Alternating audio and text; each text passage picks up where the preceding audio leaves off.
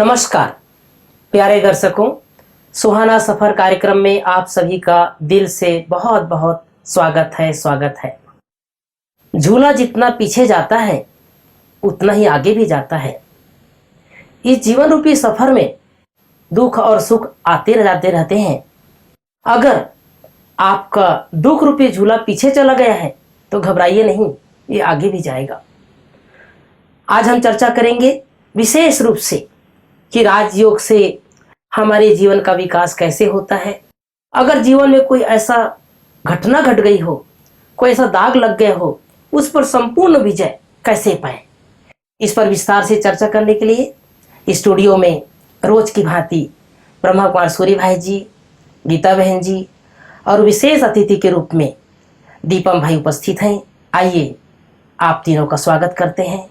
सूर्य भाई जी, दीपम भाई, गीता बहन जी, आप तीनों का हार्दिक स्वागत है। ये जीवन है, ये यात्रा है, लेकिन कभी कभी कुछ घटना का प्रभाव हमारे मानस पटल पर रहता है। आपने बताया कि कई बार उस पर विजय पाया जा सकता है, लेकिन कभी कभी हम प्रैक्टिकल लाइफ में देखते हैं कि कई बार उस घटना का प्रभाव इतना ज्यादा होता है, उसका विकास रुक जाता है, या हम देखते हैं कि वो मायूस हो जाता है। आखिर जिसके साथ भी ऐसा घटना घटी हो, चाहे छोटी चाहे बड़ी, उस पर कैसे उस पर निजात पाए और वो आगे निकल जाए।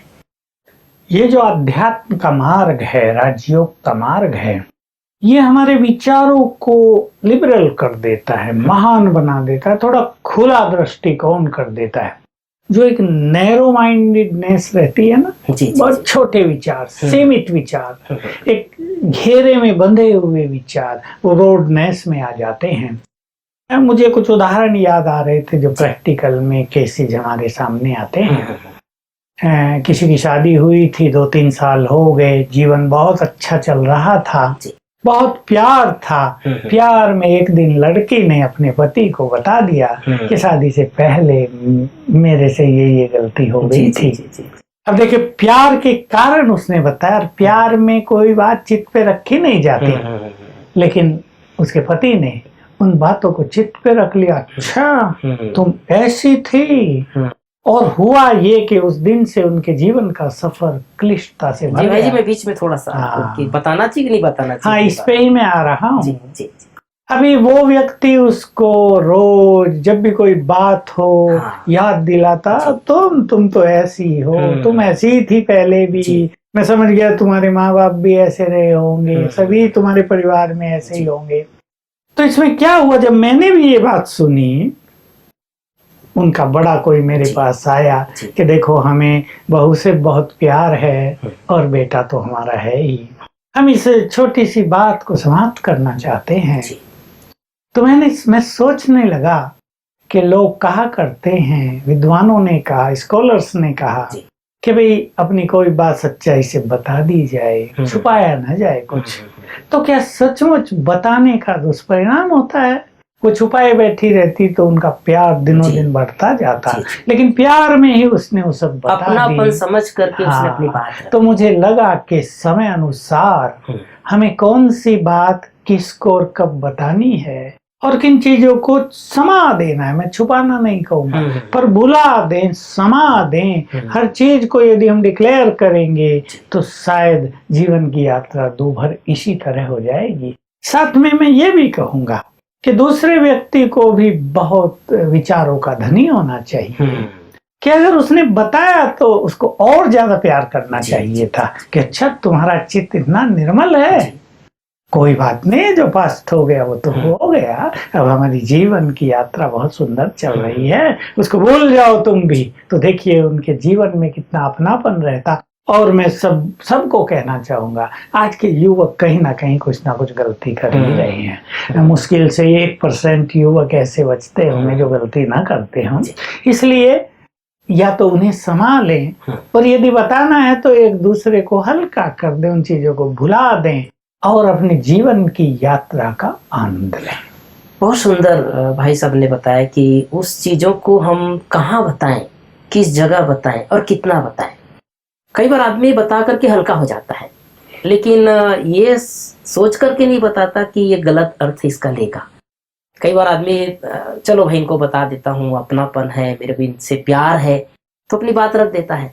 लेकिन जैसे बताया कि कई बार उसका नाजायज फायदा हो जाता है। क्या करें, आखिर बताएं कि नहीं बताएं, और फिर वो बताएं तो कितना बताएं? वो तो जब हम रिलेशन में आते हैं, एक दूसरे के साथ संबंध संपर्क में आते हैं, नेचर वाइज उसके व्यवहार को देख करके हमें इतना तो पता चल ही जाता है कि हमारी कुछ बातें बताने से क्या फर्क होगा, वो समा पाएंगे, समझ पाएंगे, उसे हजम कर पाएंगे या नहीं। वो तो हर एक का इंडिपेंडेंटली कुछ अपना वो होता है रवैया, क्योंकि वो पर्सनली होता है, एक दूसरे को समझ करके। उसमें हम कह दें कि बता दें, अब दूसरे की नेचर बिल्कुल अलग हो, उसको उसकी बहुत बड़ी भरपाई करनी पड़े, तो इससे बेटर है कि अगर हमारी एक यात्रा बहुत सुखद चल रही है तो हम पास्ट के पन्ने क्यों पलट के देखें। जो बीत गया वो बीत गया, उन बातों की अब हमारी लाइफ में कोई आवश्यकता ही नहीं है, कोई जरूरत ही नहीं है, उन्हें हमें याद करना भी नहीं चाहिए। जो बीत गया वो बीत गया, अभी मेरी दूसरी लाइन है, मैं उस लाइन पर चलूं। और वैसे भी देखिए, यदि हम बार बार पीछे मुड़ के देखते रहेंगे और आगे चलते रहेंगे तो क्या होगा। बार बार हम पीछे मुड़ के देख रहे हैं और आगे चलते जा रहे हैं, आगे चलते जा रहे हैं, तो कहीं ना कहीं ठोकर लगेगी। तो जो अच्छी चीजें हैं, किसी के दिल को सम्मान देने वाली बातें हैं, सुख देने वाली बातें हैं, सुखदायी यादें हैं, वो हम जरूर शेयर करें। लेकिन लगता है कि कहीं इमोशनली कुछ गलत हो सकता है, कुछ गिल्टी फील हो सकती है, या कुछ दूरियां आ सकती हैं, तो उन बातों को भूल जाने में ही फायदा है। वो नहीं बतानी चाहिए। जी दीपम भाई, आपसे मैं जानना चाहता हूं कि आप पीएचडी कर रहे हैं। आपने बताया कि मुझे बाल्यकाल से ही राजयोग के बारे में पता चला, और उसके पहले आपके मन में क्या क्या विचार चलते थे, आपके संस्कार क्या थे, और आपने उसको कैसे परिवर्तन किया? उसके लिए ऐसे है कि जब हम राजयोग अभ्यास नहीं करते थे तो उससे पहले हमें क्रोध बहुत आता था। जी, मतलब छोटी छोटी बात में गुस्से हो जाना, मम्मा ने सब्जी अच्छी नहीं बनाई तो आके उनको डांटना, तो ऐसी कई बातों में हम इरिटेशन, चिड़चिड़ापन बहुत था। लेकिन जैसे जैसे मेडिटेशन करना शुरू किया तो बेसिकली राजयोग से क्या होता है कि हमारे विचारों के अंदर गैप बढ़ने लगता है। अच्छा। जब विचारों के अंदर गैप बढ़ेगा तो क्वांटिटी ऑफ थॉट्स कम होती है और क्वालिटी बढ़ने लगती है। तो क्वालिटी के कारण मन पीस में रहना शुरू हो गया, मन शांत होना शुरू हो गया, जिसके कारण क्रोध धीरे धीरे जीवन से बाहर जाने लगा। दीपम भाई, जैसे आप कॉलेज में पढ़ाते हैं, आपके सामने बहुत सारे बच्चे रहते हैं, आपने जैसे बताया कि राजयोग के माध्यम से मेरा क्रोध शांत हो गया, मैं गुस्सा नहीं करता हूँ। लेकिन बच्चे अगर मान लो गलत कर रहे हैं, या बच्चों के ऊपर कभी गुस्सा आने का ऐसा कोई प्रॉब्लम आ जाए, ऐसी कोई नौबत आ जाए, तब आप क्या करते हैं? इसके लिए क्या होता है, जब हम अपनी वही बात सेल्फ एस्टीम में रह कर के सामने वाले को कोई शिक्षा देते हैं या कोई बात कहते हैं तो उसकी रिस्पेक्ट करता है, क्योंकि स्नेह ऐसी शक्ति है या कहें प्यार ऐसी शक्ति है जो सामने वाले के हृदय को पिघला देती है। लेकिन इसमें हमें एक चीज ऐड करनी है कि जब हम बात कह रहे हैं तो साथ साथ हमारी जो इंटेलेक्चुअल पावर है, जो हमारी भावना है, वो शुद्ध होनी चाहिए। कई बार हम बात कहते तो हैं, कहते कुछ हैं और अंदर कुछ और होता है। तो अगर हम शुभ भावना से किसी को अपनी सम्मान में रह के कहते हैं तो सामने वाला उससे सचमुच रिस्पेक्ट देता है, और जो मैं प्रैक्टिकल अनुभव करता हूँ। आजकल जनरली हम देखते हैं टीचर लोगों के मन में भी ऐसा है, बहुत सारे टीचर होंगे, मैं मानता हूँ कि बहुत शांत भी रहते हैं, लेकिन आम ये बातें हैं कि जब तक हम बच्चों पर क्रोध नहीं करेंगे, जब तक उनको डांटेंगे नहीं, जब तक उनको फटकारेंगे नहीं, तब तक वो शांत नहीं होगा या हमारा कहना नहीं मानेगा। आपका क्या विचार है इस पर? जब हम स्कूल में पढ़ते थे, हम अक्सर ये देखते हैं कि टीचर क्लास को शांत करने के लिए खुद शोर करता है। जैसे हम आप सभी जानते हैं, स्कूल में पढ़ते हैं, टीचर डस्टर मारते हैं टेबल पे ताकि क्लास शांत हो जाए। हम खुद शोर कर रहे हैं, क्लास शांत कैसे हो सकती है? तो जब हम पहले क्रोध करते थे स्टूडेंट्स के ऊपर, या पहले कुछ भी हमारे अंदर थोड़ा बहुत इधर उधर होता था, तो उससे इतना इफेक्ट नहीं आता था, क्योंकि पावर नहीं है ना, शब्द काम नहीं करते हैं। शब्द के बैकग्राउंड हमारी अंदर की भावना क्या है वो ज्यादा काम करती है। तो इसलिए जब राजयोग के अभ्यास से मन शांत हो गया, इनफैक्ट चित्त शांत हो गया, तो उससे हमारे वाइब्रेशंस फैलते हैं और सामने वाला उस चीज की रिस्पेक्ट करता है। मैं जब पढ़ाई करता था तो उस समय हमारे दो प्रकार के टीचर थे। एक टीचर बहुत शांत, कुछ नहीं बोलते थे, जब वो आते थे तो हम हल्ला करते थे, हमको लगता था ये कुछ करने वाला नहीं है, ये तो शांत है। लेकिन एक टीचर ऐसे थे जो बहुत आते ही डंडा लेकर के, कौन हल्ला कर रहा था, उनकी पिटाई, उनका तो पहले से हम समझ जाते थे ये टीचर बहुत गुस्सा करता है, ये तो मारेगा आकर के, तो हम शांत हो जाते थे। जैसे आप बता रहे हैं कि मैं अगर शांत हूँ, मेरा विचार शांत है, या टीचर लोगों को, बच्चों को पता है, स्टूडेंट को कि हमारा ये टीचर शांत है, तो क्या उसका इन एडवांटेज नहीं लेते हैं बच्चे, उसका नाजायज फायदा नहीं उठाते? वो स्टार्टिंग में हो सकता है कि कुछ समय स्टूडेंट उसको लें, लेकिन जब आप प्रैक्टिकल में वो डेली अपनी लाइफ में उसको मेंटेन रखते हैं, इसके साथ हमारा स्टडी वे भी इम्पोर्टेंट होता है। आप लेक्चर कैसा देते हैं, अगर आप नॉलेजफुल बन के लेक्चर देते हैं, अपना सब्जेक्ट को अच्छी तरह डील करते हैं, फिर आप अपनी शांति को मेंटेन रखते हैं, फिर सचमुच स्टूडेंट आपकी बहुत रिस्पेक्ट करते हैं। मैं देखता हूँ जब स्टूडेंट हम क्लास में मैं एंटर होता हूँ तो बहुत रिस्पेक्ट से खड़े होते हैं और बहुत प्यार से बात करते हैं, क्योंकि हमारी नेचर का प्रभाव ज्यादा पड़ता है। जी जी। क्योंकि ओरिजिनल तो हम सब वही है ना। जब स्टूडेंट भी हैं, वो है तो बच्चे हैं ना, तो बच्चा जब होता है तो गुस्सा करते थोड़ी पैदा होता है ना, वो शांत होता है, बल्कि उसको देख करके भी सब क्या होते हैं, शांत होते हैं। तो हमारी ओरिजिनल नेचर तो वही है, लेकिन उसने आजकल की सोसाइटी के संस्कारों ने उसे हिडन कर दिया। तो इसलिए हमें अपनी ओरिजिनल नेचर में अगर हम रहते हैं तो उसका रिजल्ट ज्यादा आते हैं। एक अच्छी बात आपने बताया कि एक तो हमको शांत रहना है, प्लस दूसरी बात हमें हमारी भावना अच्छी हो।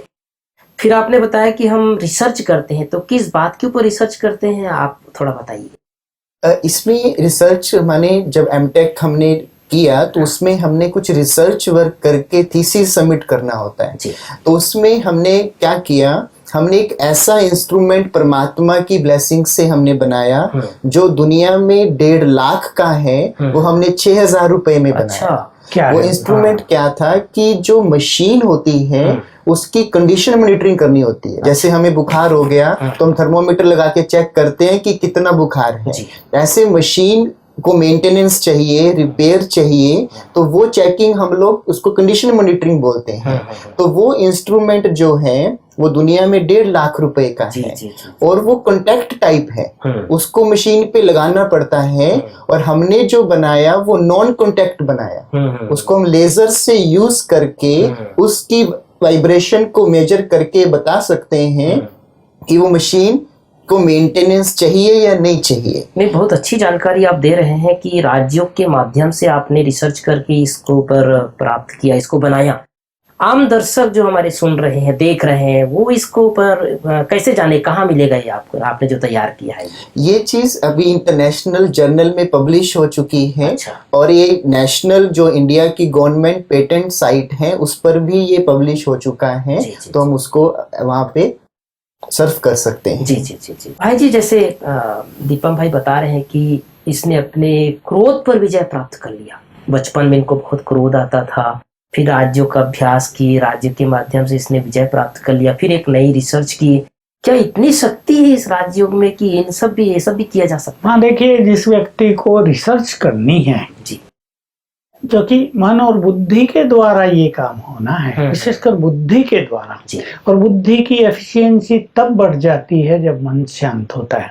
अब जो व्यक्ति क्रोध करेगा उसकी तो इनर पावर बहुत नष्ट होती है, उसका मन भी बहुत भटकता है, उसका चिंतन भी बहुत नेगेटिव होता है। तो उसको रिसर्च करने में देर लगेगी, मेहनत लगेगी। इसलिए हम सुनते हैं, भाई एमटेक कर रहा हूँ मैं, थीसिस लिखनी है, बहुत टेंशन है भाई, बहुत टेंशन है। पीएचडी कर रहा हूँ, ओह, खाने को सोने को भी टाइम नहीं मिलता। क्यों? क्योंकि मन ज्यादा चल रहा तो बुद्धि की एफिशिएंसी डाउन हो रही है। तो दीपम भाई ने बहुत अच्छा किया, क्योंकि राजयोग करते थे, अपने चित्त को शांत कर लिया, क्रोध को समाप्त कर दिया, तो वो सारी शक्तियां बच गई जो बुद्धि की तरफ डाइवर्ट हो गई। इसलिए इन्होंने एक सुंदर चीज संसार को प्रदान कर दी। नहीं, इसने तो भाई जी जैसे राज्यों के माध्यम से पर विजय प्राप्त कर लिया, लेकिन जो दुनिया में लोग हैं जो इसको नहीं जानते, वो राज्यों का अभ्यास भी नहीं करते, तो भी कई बार वो शांत रहते हैं। हाँ, मैं उसमें 2-4 चीजें कहूंगा। देखिए, कामनाओं से क्रोध बढ़ता है। अभी उसको ये तो सोचना ही होता है कि कामनाएं रखना तो अच्छी बात है, जिन्हें हम शुभकामनाएं भी कहते हैं। हम किसी के बर्थडे पर, न्यू ईयर पर शुभकामनाएं भी देते हैं। दूसरों से एक्सपेक्टेशंस तो मनुष्य को होंगी। हमारे साथ 4 लोग काम कर रहे हैं, हम अवश्य चाहेंगे कि भाई ये अच्छा काम करें। लेकिन जो व्यक्ति अपनी एक्सपेक्टेशंस को रखते हुए भी चित्त को शांत रख ले, वही सच्चा ज्ञानी है। ज्ञानी का अर्थ ये नहीं कि कोई ईश्वरीय ज्ञान लिया हो, पर वो व्यक्ति वाइज है। तो एक्सपेक्टेशंस हमारी हैं। मान लो एक बाप की अपने बच्चे से है कि ये बहुत अच्छा पढ़े, लेकिन मान लो बच्चा फिर भी 70% से ज्यादा मार्क्स नहीं ला रहा है। अब बाप समझ लेता है कि भाई इसका बुद्धि का लेवल इतने तक ही है, इस पे दबाव बनाना उचित नहीं होगा। तो वो क्रोध करने की बजाय कि तुम इतने क्यों नहीं लाए, इतनी तुमसे मेहनत की, तुम पे इतना खर्च हो रहा है, हम तुम्हारे इतना तुम्हारे लिए कमा के खर्च करा रहे हैं, वो अब प्यार देता है उसे कि जितना इसे प्यार देंगे इसकी बुद्धि का और विकास होगा।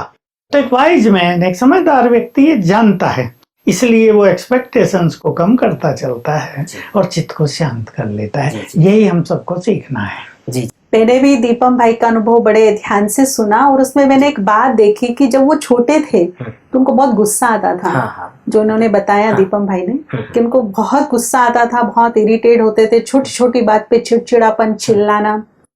थोड़े समय के बाद जब ये 8th क्लास में थे, इन्होंने मेडिटेशन का अभ्यास किया, जिसमें इन्होंने एक बहुत गहरी बात बताई कि उससे मेरे विचारों की गति धीमी हो गई और क्वालिटी वाली हो गई। तो विचारों का और शब्दों का मैच होने लगा। गुस्से पे कंट्रोल हुआ। उससे एक बहुत बड़ी चीज की जो इनको बोलने में तकलीफ होती थी, हकलाकर बोलते थे, धीरे धीरे बोलते थे। तो इन्होंने कहा बहुत ही स्पष्ट शब्दों में कि राजयोग से ठीक हो गया।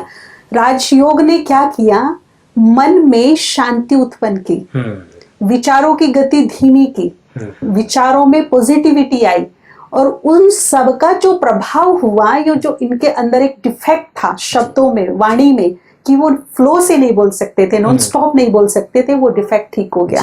कितनी बड़ी बात है। अगर हम अपने चित्त को शांत रखें, हम अपने जीवन में खुशी रखें, खुशनुमा माहौल रखें, तो कितनी सारी ऐसी बीमारियों से बचा जा सकता है, लाइलाज बीमारियों से बचा जा सकता है। हम अपने को भी स्वस्थ रख सकते हैं और अपने आसपास के माहौल को भी स्वस्थ रख सकते हैं, अपने व्यक्तियों को स्वस्थ रख सकते हैं। एक चीज बहुत बड़ी तोहफे के रूप में मिल गई, तो हमारे दर्शकों के लिए इससे बड़ी और क्या बात। बहुत अच्छा भी लग ही नहीं रहा है। खुश रहने से, बिल्कुल खुश रहने से, शांत रहने से हमें कितनी बड़ी बड़ी गिफ्टें मिलती हैं जो हम ले सकते हैं, जिन पे हमारा हक है, हमारा अधिकार है, बशर्ते हमारा जीवन खुशनुमा हो।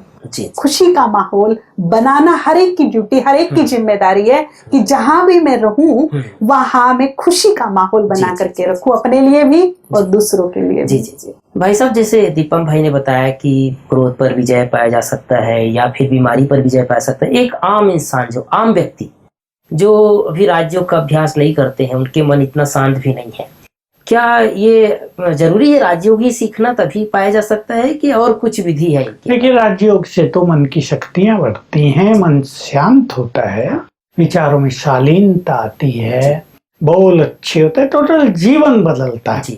अभी कोई प्रोफेसर हो, साइंटिस्ट हो, इंजीनियर हो और एक साधारण व्यक्ति हो, सबकी जीवन तो वही होती है। मनुष्य का सोचने का तरीका, उसका व्यवहार का तरीका, इन सब चीजों के लिए जिम्मेदार है। कोई व्यक्ति संसार में रहने वाला राजयोग के बल पे से भी और अपने चित्त को वैसे भी शांत करके इस क्रोध से मुक्त हो सकता है। पहली बात तो ये है कि उसको एक सुंदर दृढ़ सी इच्छा होनी चाहिए। राजयोग क्या करता है कि चित्त को शांत करता है और पावरफुल बनाता है। तो जब मनुष्य का मन पावरफुल हो जाता है तो उसे छोटी छोटी बातों को सहन करना बड़ा सहज हो जाता है। लोगों में क्योंकि सहन शक्ति नहीं, इसलिए क्रोध बहुत आता रहता है। लेकिन स्पिरिचुअली हम सभी कुछ प्रैक्टिस किया करें। पहली, सवेरे उठते ही कि क्रोध पर मुझे विजय प्राप्त होगी ही, मैं हूँ विजयी आत्मा। एक सुंदर कॉन्शियसनेस अवेयरनेस अपने को दें, मैं विजयी हूँ, क्रोध मुझे हरा नहीं सकता, इस पर मेरी विजय होगी ही। पहले तो ये दृढ़ता। फिर मैं आत्मा हूँ, पीसफुल हूँ, शांत हूँ, क्रोध से मुक्त हूँ, मैं पीसफुल हूँ। 7 बार सवेरे उठते ही कर ले, मैं क्रोध मुक्त हूँ, शांत हूँ, मैं क्रोध मुक्त हूँ, शांत हूँ। तो इससे हमारा सबकॉन्शियस माइंड इसे स्वीकार कर लेगा और क्रोध को जिताने में सबकॉन्शियस माइंड की बड़ी भूमिका हो जाएगी।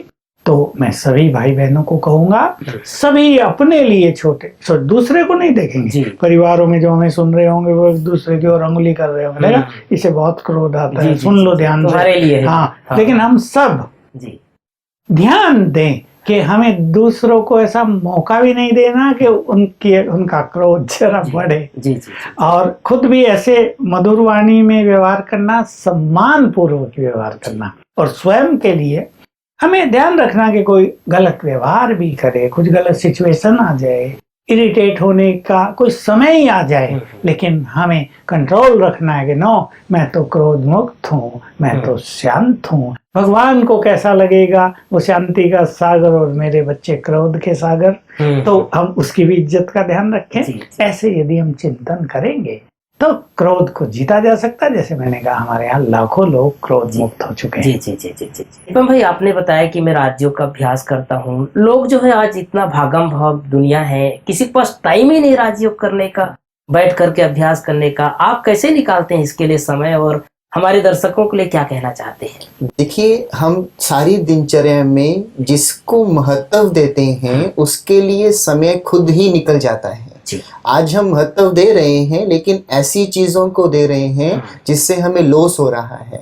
तो जिस चीज से मेरी लाइफ बन रही है, जिस चीज से मेरी एक लाइफ एक प्रैक्टिकल टास्क को फुलफिल करने की तरफ जा रही है, तो उस चीज के लिए तो हमें पहले महत्व देना बहुत जरूरी है। और आजकल का जो यूथ है, मैं देखता हूँ कि कंसंट्रेशन ना बढ़ने का कारण दो चीजें हैं। पहला है कि नेगेटिव बिलीफ सिस्टम बना लिया। क्या सोच लिया कि सारे फर्स्ट थोड़ी आते हैं, है ना, हमारा तो पीछे बिजनेस है, हम तो चलो ग्रेजुएशन कर लें, 10वीं पास कर लें तो हम अपना कारोबार चला लेंगे। अगर हम ऐसा सोचेंगे तो हम कभी भी पढ़ाई के साथ जस्टिस नहीं कर सकते हैं। और सबसे इम्पोर्टेंट, अगर मैं अपने स्टूडेंट लाइफ में पढ़ाई को नहीं पढ़ूंगा तो फिर मेरा जो मन है वो इधर उधर भटकेगा, क्योंकि मैं अपने स्टूडेंट लाइफ से डाइवर्ट हो रहा हूँ। भले हम बाद में बिजनेस भी करें, वो मना नहीं है, लेकिन जिस चीज हमें, मेरा जीवन जिस चीज के लिए बना है, अगर हम वो नहीं करते हैं तो मेरा जीवन डिस्टर्ब होता है। और दूसरी बात क्या है, आजकल जो यूथ है या बड़े भी हैं, वो गैजेट्स को बहुत यूज कर रहे हैं। हम चेक करें सभी अभी कि हम कुछ भी काम कर रहे होते हैं, क्या हमें थॉट चलते हैं कोई मैसेज तो नहीं आया, हाँ, कोई व्हाट्सएप तो नहीं किया किसी ने। तो स्टूडेंट के साथ तो बहुत हो रहा है ना, ट्यूशन भी पढ़ रहे होंगे, लेक्चर भी सुन रहे होंगे, बार बार ध्यान कहाँ जाता है, मैंने मैसेज किया था, चेक करूं रिप्लाई तो नहीं आ गया, तो मैं कहाँ जा रहा हूँ, मेरी एकाग्रता कैसे बढ़ेगी, है ना। आजकल की युवा की ये बड़ी समस्या है कि उनका मन एकाग्र नहीं होता है। बहुत लोग ये बोलते रहते हैं। मुझे इसके ऊपर एक प्रैक्टिकल बात याद आ रही है। हमारे जो लेक्चर का पीरियड होता है वो 40 मिनट्स का क्यों होता था? क्योंकि कुछ समय पहले चेक किया गया कि एक स्टूडेंट की एकाग्रता 40 मिनट की है, इसलिए पीरियड सेट कर दिए 40 मिनट। लेकिन अभी जो लेक्चर पीरियड है वो 40 मिनट का ही है, लेकिन जो अभी लेटेस्ट रिसर्च हुई उसमें बताया कि स्टूडेंट की एकाग्रता 40 मिनट से कम होकर 8 मिनट पे आ गई। हम ये गैजेट्स मेरे लिए जस्ट एक साधन है, इसके लिए मैं अपनी ओरिजिनल लाइफ से दूर नहीं जा सकता। नहीं, थोड़ा सा और जानना चाहता हूँ कि आपने बताया कि मैं राजयोग के लिए समय निकालता हूँ, फिर आप पढ़ाते भी हैं, फिर आप पढ़ते भी हैं, तो आप फिर कौन सा समय निकाल लेते हैं बीच में? इसके लिए वही बात, जो चीज दुनिया 3 घंटे में 4 घंटे में करती है, वो चीज हम राजयोग के अभ्यास से, क्योंकि एकाग्रता बढ़ गई, तो आप बहुत बड़े बड़े कार्य को बहुत कम समय से सहज ही कर लेते हैं। इसका मतलब ये नहीं कि हम राजयोगी हैं तभी ऐसा कर रहे हैं, दुनिया भी कर रही है, लेकिन हम बहुत सहज कर रहे हैं और अपनी लाइफ के वैल्यूज को मेंटेन रखते हुए कर रहे हैं। ये सबसे इम्पोर्टेंट बात है। तो आज यूथ के लिए यही मैसेज है कि हम इधर उधर के गैजेट्स, इधर उधर के साइट्स, गलत साइट्स पे या इधर उधर की पार्टीज या सिनेमा को कम महत्व दे करके अगर हम कुछ समय अपने लिए निकालते हैं तो हमारी लाइफ बहुत एक अच्छी लाइफ बन सकती है और हम दुनिया के लिए एक एग्जाम्पल सेट हो सकते हैं। बहुत सुंदर बात आपने हमारे आज दर्शकों के लिए रखा कि सचमुच अगर हम जिस चीज को महत्व देंगे, जैसे आपने बताया कि अगर जीवन में आगे बढ़ना है, अपने मन को एकाग्र करना है, तो थोड़ा सा राजयोग के ऊपर ध्यान देना पड़ेगा, उसके लिए समय देना पड़ेगा, उसके महत्व को समझना पड़ेगा। तो हमारे जीवन का विकास हो सकता है और जो हम चाहे वो प्राप्त कर सकते हैं। तो आप तीनों स्टूडियो में आए, भाई जी, दीपम भाई, गीता बहन, पुनः आप तीनों का बहुत बहुत धन्यवाद। प्यारे दर्शकों, सचमुच आज तो हमारी जैसे बुद्धि का ताला ही खुल गया कि अगर हम महत्व दें इस जीवन रूपी यात्रा में, हम क्या चाहते हैं, कैसे अपने जीवन को सुखमय बनाना चाहते हैं, कैसे अपने जीवन का विकास चाहते हैं, तो थोड़ा सा समय निकालना पड़ेगा। आपको अपने विचारों के ऊपर, उसकी गति के ऊपर, उसकी क्वालिटी के ऊपर ध्यान देना होगा और आप सब कुछ कर सकते हैं, सब कुछ पा सकते हैं, लेकिन अपने अंदर की थिंकिंग करनी पड़ेगी। मैं किस चीज को ज्यादा महत्व दे रहा हूं? अगर इस बात को समझ जाएंगे तो सचमुच आपका जीवन का सफर बहुत आनंद हो जाएगा। आपके जीवन में सुख शांति आने लग जाएगी, आपका मन एकाग्र हो जाएगा। आगे भी इन्हीं विषय पर चर्चा करते रहेंगे। आप सबके लिए आज पुनः बहुत बहुत धन्यवाद।